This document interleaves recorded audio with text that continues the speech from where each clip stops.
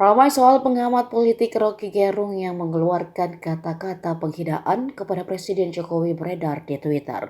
Dalam pernyataannya, Rocky Gerung membahas Jokowi yang kini sibuk berkeliling koalisi untuk melegalisasikan posisinya ketika sudah tidak menjadi presiden lagi.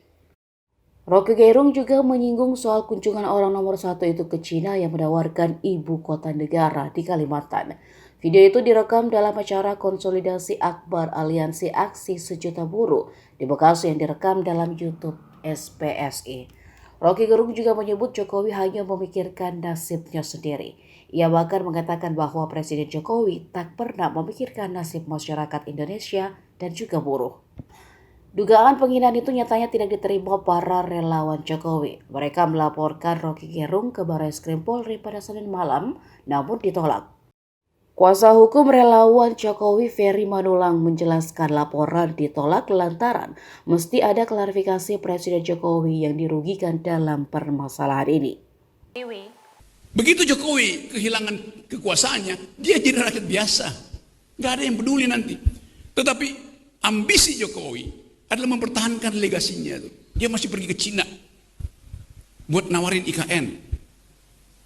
Dia masih mondar-mandir dari satu koalisi ke koalisi yang lain untuk mencari kejelasan nasibnya. Dia memikirkan nasibnya sendiri. Dia nggak pikirin nasib kita.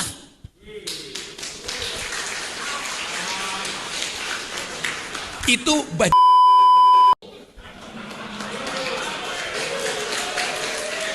kalau dia pintar, dia mau terima berdebat dengan Jumhur Hidayat. Tapi itu sekaligus pengecut, ajaib pengecut itu. Jadi teman-teman, kita harus lantangkan ini. Saya percaya bahwa 10 Agustus nanti akan ada kemacetan di jalan tol.